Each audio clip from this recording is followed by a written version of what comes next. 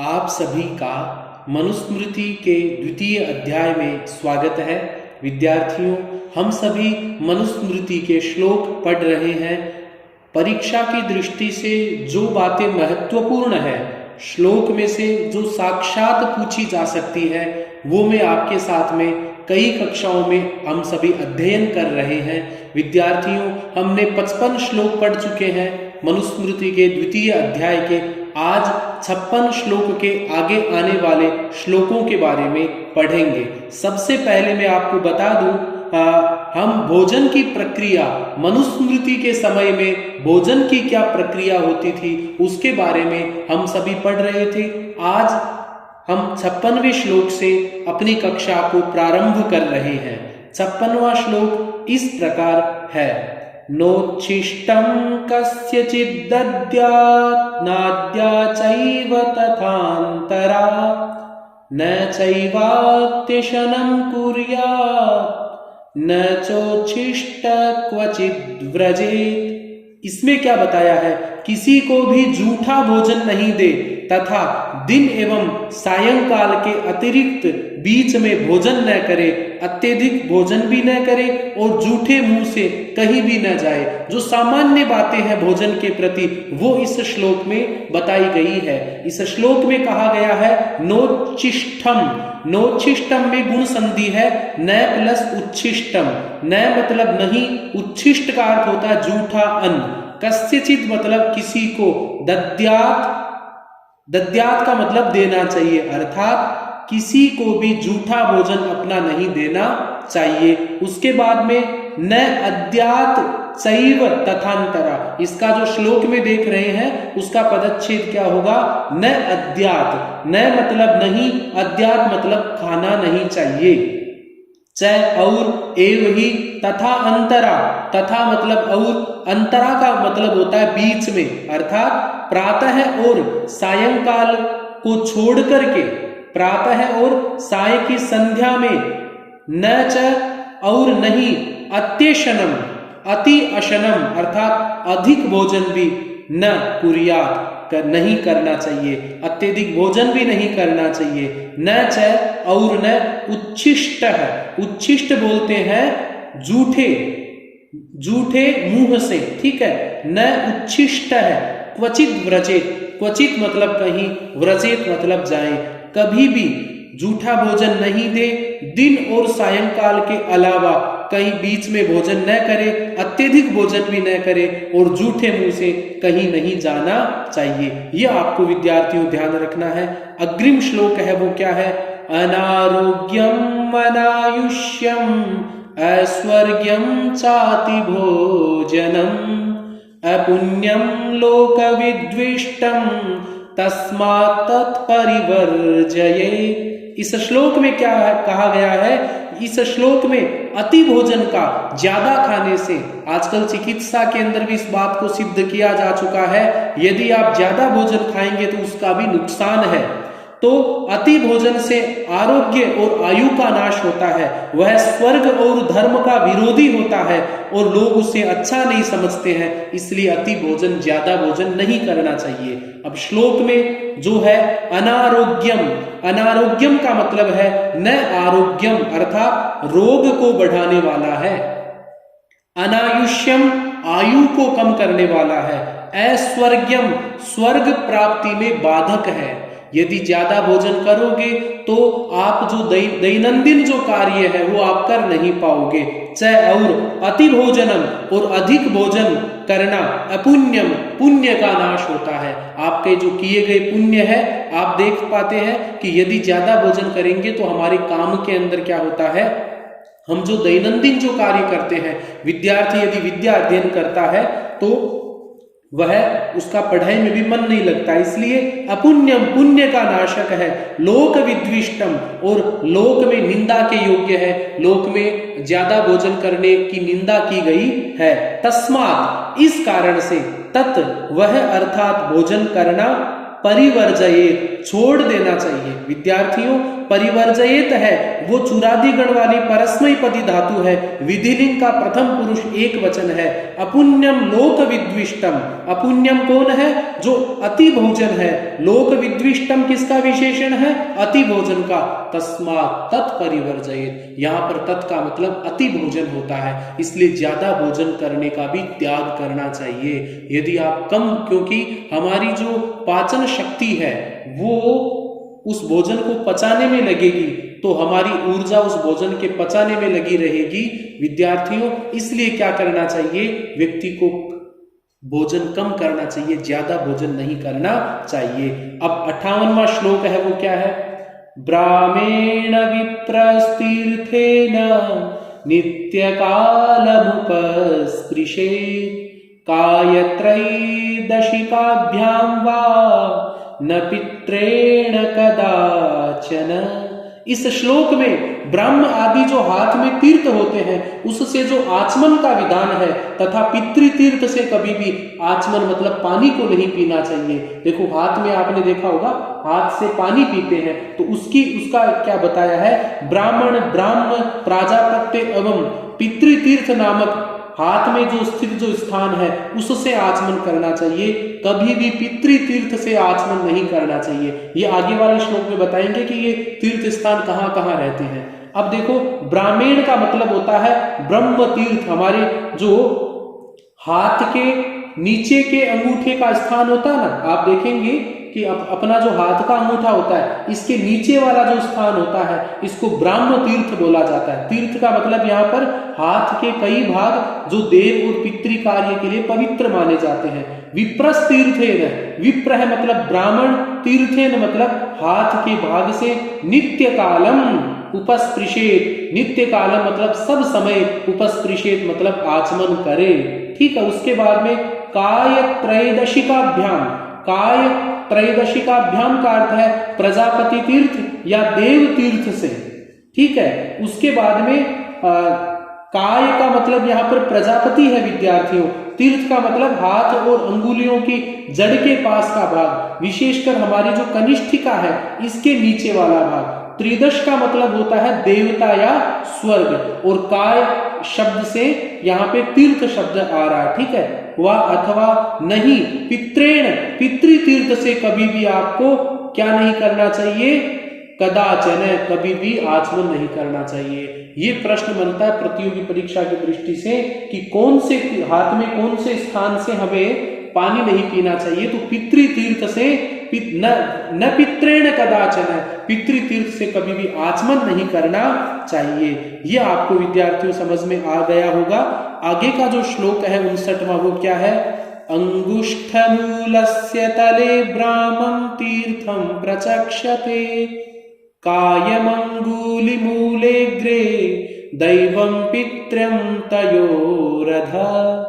इस श्लोक में हमारे जो हाथ में स्थित जो तीर्थ है, स्थान है, उनके बारे में बताया है कि अंगूठा होता है ना हमारा, अंगूठे के जो बिल्कुल नीचे वाले जड़ को क्या बोलते हैं? ब्राह्म तीर्थ बोलते हैं। और अंगुलियां होती है हमारी, तो अंगुलियां का जो नीचे का स्थान है उसको प्रजापति तीर्थ बोला जाता है, और अंगुलियां का जो आगे का भाग होता है उसको देव तीर्थ बोला जाता है। और अंगूठा और ये जो तर्जनी है, मध्यमा के पास में जो तर्जनी अंगुली है, इसके बीच को विद्यार्थियों तीर्थ स्थान कहते हैं। ये जरूर आपकी परीक्षा में पूछा जा सकता है। पुनः बता दूं, अंगुष्ठ मूलस्य, अंगुष्ठ मूलस्य का मतलब अंगूठे की जड़ में, तले मतलब नीचे, ब्राह्मम तीर्थम, इसको ब्रह्म तीर्थ कहा जाता है। ठीक है। प्रचक्षते का मतलब कहा जाता है। कायम अंगुली मूले, कायम बोलते हैं प्रजापति तीर्थ होता है, वो अंगुली मूले, अंगुलियों के जो नीचे मूल स्थान है उसको प्रजापति तीर्थ कहा जाता है। अग्रे अर्थात अंगुलियों के जो आगे का भाग है उसको दैवम, देव तीर्थ कहा जाता है। पितृम, पितृ तीर्थ किसको कहा जाता है? तयोह। यहाँ पर तयोह का मतलब क्या है? अंगूठा और तर्जनी के बीच में, अधः मतलब जो नीचे वाला भाग होता है यहाँ से जो अंगूठा और ये बीच वाला भाग, इसको क्या बोला जाता है? पितृ तीर्थ बोला जाता है। विद्यार्थियों, ये आपको मैंने तीर्थों के बारे में बताया और आपको मैंने बता दिया कि सभी तीर्थों से आप आचमन कर सकते हैं, परंतु पितृ तीर्थ से आपको आचमन नहीं करना चाहिए। आगे अग्रिम जो श्लोक है 60वां, वो श्लोक क्या है? त्रिराचामेदपः पूर्वं द्विप्रमृज्यात् ततो मुखं खानि चैव स्पृशेदद्भिः आत्मानं शिर एव च। इसका यहाँ पर आचमन किस प्रकार करना चाहिए, पानी कैसे पीना चाहिए हाथों से, उसके बारे में बताया है कि आचमन के समय पहले 3 बार आचमन, 3 बार पानी पिए, फिर 2 बार जल से मुंह धोए और फिर जल से आंख, नाक, कान, मुख, नाभि आदि इंद्रियों को, हृदय और मस्तक को स्पर्श करे। अब देखो श्लोक में क्या बताया है? त्रिहि आचमेत, ध्यान रखिए, त्रिहि आचामेत, इसका मतलब 3 बार आचमन करे। उसके बाद में क्या? अपह, जल से। किससे आचमन करे? पानी से। अपह। उसके बाद में आगे देखो क्या है? पूर्वम, सर्वप्रथम। द्विहि का मतलब 2 बार, प्रमृज्यात, 2 बार धोए या प्रक्षालन करे, ठीक है। उसके बाद में ततः, ततः मुखम, उसके बाद में मुंह को खानी बोला जाता है। कान, नाक आदि जो हमारी इंद्रियां होती है विद्यार्थियों, इनको खानी बोला जाता है। उसके बाद में इंद्रियों को स्पृशेत का मतलब छुए, स्पर्श करे या मार्जन करे। अद्भिः, विद्यार्थियों अपशब्द हमेशा बहुवचन होता है, इसलिए यहाँ पर अपशब्द की तृतीय बहुवचन अद्भि आता है। आत्मानं मतलब स्वयं के, शिरः अर्थात मस्तक को, एव ही च अर्थात 3 बार जल से आचमन करे। इसके बाद आपको मुंह धोना है, इंद्रियों का, हृदय का और मस्तक का जल से स्पर्श करना है। ये आपको आचमन करने की विधि इस 60वें श्लोक में बता रखी है। आगे 61वां श्लोक है, वो क्या है? अनुष्णाभिरफेनाभि अद्भिस्तीर्थेन धर्मवित् शौचेत्सु सर्वदा चामेदेकान्ते प्रागुदन्मुख।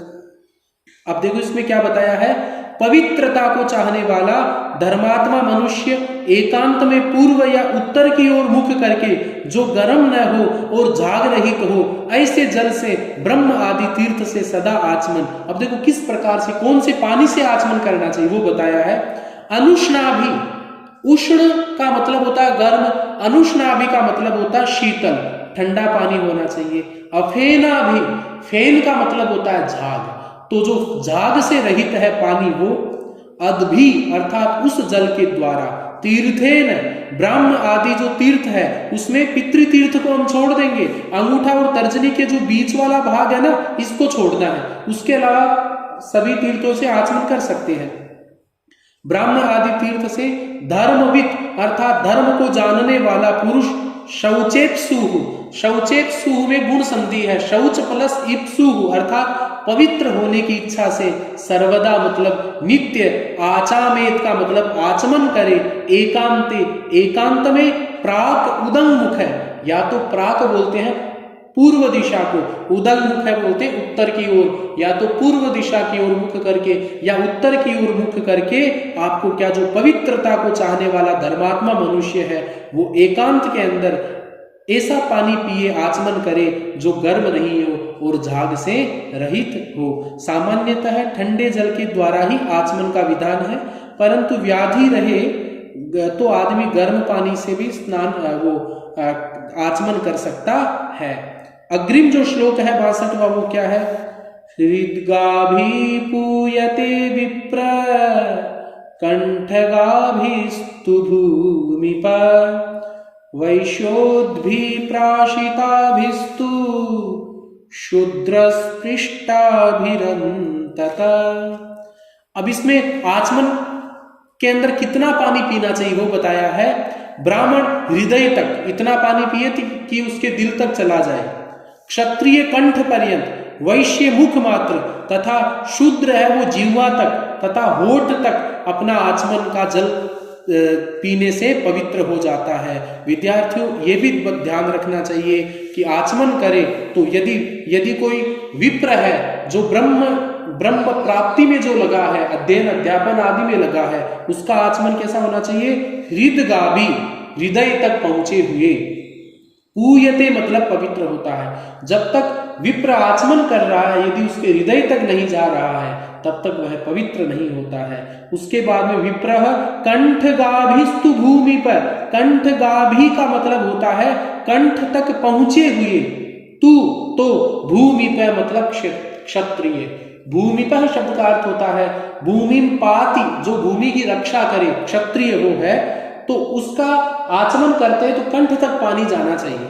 वैश्य है, और जो वैश्य है अद्भिः जल से, प्राशिता भी मुख तक गए अर्थात मुख गीला होने तक, तू तो शूद्र है, शूद्र स्पृष्टा भी ओठ गीला होने तक के, अंततः मतलब अंत तक, जब तक उसका होठ गीला नहीं होता है तब तक वो क्या करे, तब तक उसको आचमन वो कर सकता है। अब आगे का श्लोक है विद्यार्थियों 63वां श्लोक है। उसमें क्या कहा गया है? उद्धृते दक्षिणे पाणा उपवीत्युच्यते द्विजः सव्ये प्राचीन आवीति निवीति कंठ सज्जने। इसमें क्या बताया है? एक तो विद्यार्थियों होता है उपवीति, एक होता है आवीति तथा एक होता है निवीति। इन तीनों में अंतर क्या होता है कि दाएं हाथ के नीचे जनेऊ रहने पर द्विज उपवीति कहलाता है। यदि दायां हाथ है ना, राइट हैंड, तो दाएं हाथ के नीचे जनेऊ रहने पर द्विज उपवीति कहलाता है। बाएं हाथ में जनेऊ रहने पर प्राचीन आवीति तथा कंठ में लटके रहने पर उसे निवीति कहा जाता है। यज्ञ आपको पता है ना, यज्ञोपवीत बाएं कंधे पर से दाहिनी बगल के नीचे लटकने पर उसके बीच में से दाहिना हाथ निकाला जाए तो उसको उपवीति कहा जाता है। दाहिने कंधे पर से बाईं बगल के नीचे लटकते हुए यज्ञोपवीत के बीच में से बायां हाथ निकल जाए तो उसे प्राचीनावीति कहते हैं। और कंठ में माला बनाकर जो यज्ञोपवीत को डालते हैं उसको निवीति कहते हैं। तो ये प्रश्न आपकी परीक्षा में पूछा जा सकता है। उद्धृते का मतलब क्या होता है? ऊपर उठाने पर, अर्थात बाएं कंधे के ऊपर ले जाने पर। दक्षिणे पाणौ, दक्षिण मतलब दाहिने हाथ को बाहर निकाल कर। उपवीति, उपवीति मतलब उपनयन संस्कार वाला, उच्यते कहा जाता है। तो दक्षिण पाणी के ऊपर रहना उपवीति कहा जाता है। उसके बाद में द्विजः प्रथम 3 वर्ण, सव्य बाएं, प्राचीन आवीति, बाएं पर रहने पर उसको क्या बोलते हैं? इस नाम से, प्राचीन आवीति नाम से कहा जाता है। उसके बाद में कंठ सज्जने, कंठ में जब यज्ञोपवीत लटकती है माला की तरह उसको निवीति कहा जाता है। ये आपको ध्यान रखना है। आगे का श्लोक 64वां श्लोक है, वो क्या है? मेखलामजिनं दंडम उपवीतं कमंडलुम अप्सु प्रास्य विनष्टानि गृहीतान्यानि मंत्रवत्। इसमें, इस श्लोक में मेखला जो करधनी होती है कमर में बांधने की, वो टूट जाती है तो नई जब धारण करते हैं तो नई धारण करने का इसमें उपदेश दिया है कि मेखला, मृगचर्म, दंड, यज्ञोपवीत और कमंडलू ये सब पुराने हो जाए या टूट जाए तो इन्हें पानी में फेंक कर और नए अपने गृह सूत्र के मंत्रों को पढ़ करके धारण करें। ये टूट जाए तो इनका भी विधान है। क्या है? मेखलाम, मेखलाम मतलब कटी सूत्र, करधनी जो कमर में बांधते हैं वो। अजिनम अर्थात काले हिरण की चर्म, दंडम अर्थात डंडा, उपवीतम मतलब यज्ञोपवीत, और कमंडलुम जो जलपात्र है कमंडलू का वो क्या है? यदि टूट जाता है तो अपसु मतलब जल में, प्रास्य मतलब डालकर या फेंक कर, विनष्टानी खंडित, गृहीत धारण करे। ठीक है, तो इसका एक मंत्र आदि पढ़ करके उसको जल में उसका विसर्जन करे। उसके बाद में क्या है?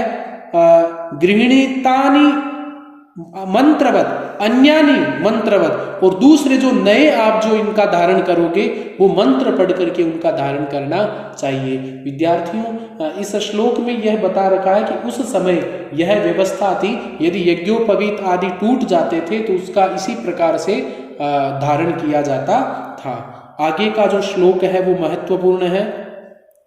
केशान्तः षोडशे वर्षे ब्राह्मणस्य विधीयते राजन्यबन्धोर्द्वाविंशे वैश्यस्येद्व्यधिके ततः। एक विद्यार्थियों केशांत संस्कार किया जाता था, 16 संस्कारों में आता है। उस केशांत संस्कार का समय क्या क्या है वो बताया है। ब्राह्मण का केशांत संस्कार 16वें वर्ष में कर देना चाहिए, क्षत्रिय का 22वें वर्ष में, तथा वैश्य का इससे 2 वर्ष अधिक अर्थात 24वें वर्ष में किया जाता है। आपको पूछा जा सकता है, ध्यान रखना कि ब्राह्मण का केशांत है मतलब 13वां संस्कार होता है ना, वो केशांत संस्कार कहा जाता है। षोडशे वर्षे वो ब्राह्मण का 16वां वर्ष आपको याद रखना है। विधीयते मतलब किया जाता है। उसके बाद में राजन्य बंधु और क्षत्रिय का जो केशांत संस्कार है द्वाविंशे वो 22वें वर्ष में किया जाता है। वैश्यस्य मतलब वैश्य का, द्वेधिके का मतलब क्या होता है, वैश्य का 22वें में होता है तो 2 और जोड़ दो तो कितना, चतुर्विंशति जो 24वां वर्ष है उसमें उसका संस्कार केशांत संस्कार किया जा सकता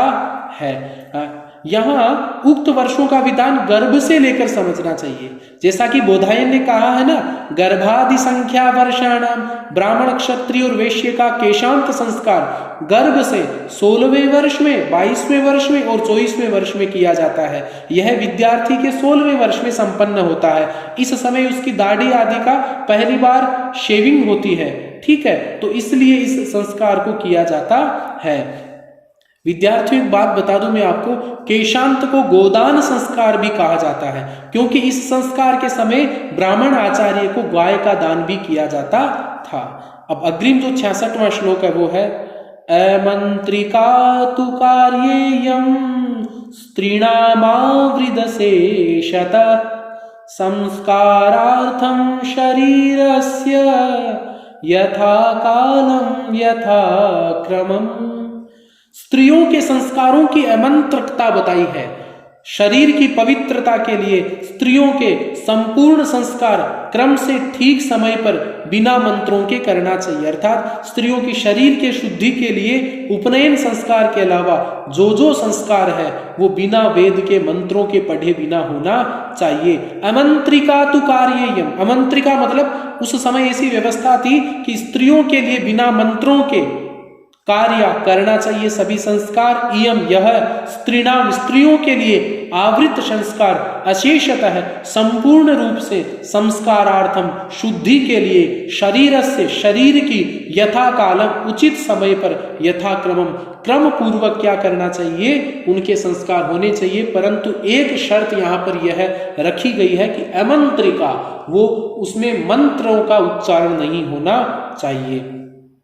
अब देखो क्या है, स्त्रियों की विवाह आदि विधि में ही वैदिक मंत्रों का प्रयोग है। तो देखो क्या कहा गया है, वैवाहिको विधि स्त्रीणाम संस्कारो वैदिक स्मृतः पति सेवा गुरौ वासो गृहार्थोऽग्निपरिक्रिया। स्त्रियों के विवाह की विधि वैदिक संस्कार कहा गया है। जो स्त्रियों के जो विवाह की विधि है उसी में उसको वैदिक संस्कार करना बताया है, क्योंकि पति की सेवा ही गुरुकुल में वास और घर का काम ही अग्नि की सेवा है। भाव यह है कि विवाह संस्कार ही कन्याओं का यज्ञोपवीत संस्कार है, क्योंकि महिलाओं के इतने सारे काम होते हैं विद्यार्थियों, यदि वो दूसरे संस्कारों में लगी रहेगी, दूसरे काम करती रहेगी तो वो घर के काम, अपने बच्चे का काम, वो सब कार्य वो कब करेगी।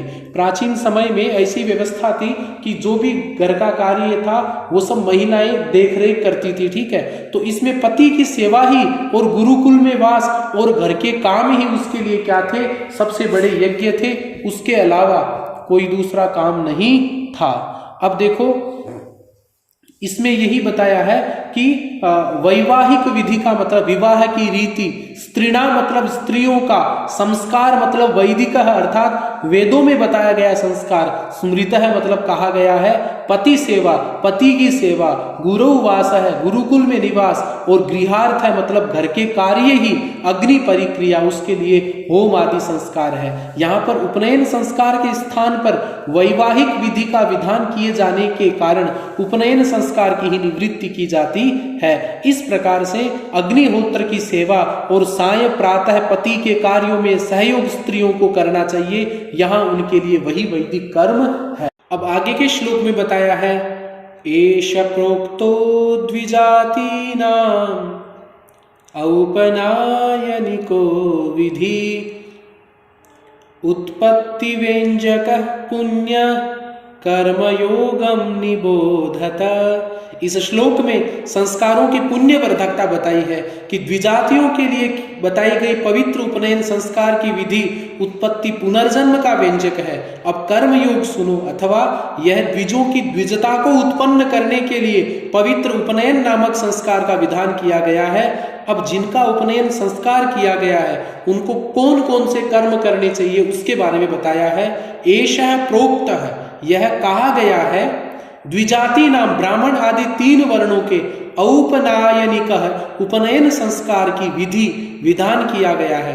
उत्पत्ति व्यंजक का मतलब होता है पुनर्जन्म का बोधक, पुण्य है मतलब पवित्र, कर्म योगम का मतलब कर्तव्य अनुष्ठान को, निबोधत सुनो। अब आपको बताएंगे कि जिनका उपनयन संस्कार हो चुका है उनके कर्म क्या क्या है, ठीक है, उनको आप ध्यान से सुनो। अब देखो इस श्लोक में कहने का भाव यह है कि द्विजातियों के दूसरे जन्म की जताने वाली यह यज्ञोपवीत की पवित्र विधि मैंने बता दी है। अब इसके बाद के जो कर्तव्य है वो आपको सुनना चाहिए। विद्यार्थियों, द्विज का मतलब यह होता है जिसका जन्म 2 बार हो चुका है। एक बार तो अपनी माता के गर्भ से हो चुका है, दूसरा जब यज्ञोपवीत धारण किया जाता है तब उसका क्या होता है, दूसरा जन्म माना जाता है। अब अग्रिम श्लोक में क्या कहा गया है, उपनीय गुरु शिष्यं शिक्षयेच्छौचमादितः आचारमग्निकार्यञ्च संध्योपासनमेव च। यहाँ यज्ञोपवीत संस्कार वाले व्यक्ति के कर्म बताए गए हैं। गुरु शिष्य को यज्ञोपवीत देकर पहले मृत्तिका आदि से शरीर शुद्धि रूप शौच क्रिया, स्नान, आचमन आदि आचार की रीति, दोनों समय अग्नि में हवन करने की विधि तथा तीनों समय संध्योपासना सिखाना चाहिए। तो उपनीय का मतलब उपनयन संस्कार करके, गुरु मतलब उपाध्याय, उपाध्याय जी क्या करते हैं, वो शिष्य का उपनयन संस्कार करके शिष्यम शिक्षयेत, उसको सिखाएं, शौचम पवित्रता को, आदितः मतलब प्रारंभ से, आचारम मतलब सदाचार को, अग्नि कार्यंच मतलब हवन को, संध्योपासनम प्रातः दोपहर और साय 3 प्रकार की संध्या को, एव ही च और मतलब कहने का अभिप्राय क्या है कि आचार्य महोदय शिष्य को उपनयन संस्कार करके पवित्रता, शिष्टता और त्रिकालिक संध्या का उपदेश दे। शौच और पवित्रता का विवेचन इसमें बताया गया है कि किस प्रकार से व्यक्ति को अपनी स्वच्छता का ध्यान रखना चाहिए। तो विद्यार्थियों, आज की कक्षा में हमने 69 श्लोक तक हमने पढ़ लिए हैं। अग्रिम कक्षा में हम और भी श्लोक को पढ़ेंगे। यदि आपको किसी भी प्रकार की जिज्ञासा, कोई प्रश्न है तो आप कमेंट बॉक्स में लिख कर पूछ सकते हैं। और विद्यार्थियों, ये जो मैं श्लोक बना रहा हूँ इन सब का उद्देश्य यही है ताकि आपकी प्रतियोगी परीक्षा, लिखित परीक्षा में आप प्रश्नों का उत्तर अच्छी प्रकार से दे पाएं और साथ ही आप अपने ज्ञान को भी बढ़ा सके। आज के लिए इतना ही। आप सबको बहुत बहुत धन्यवाद।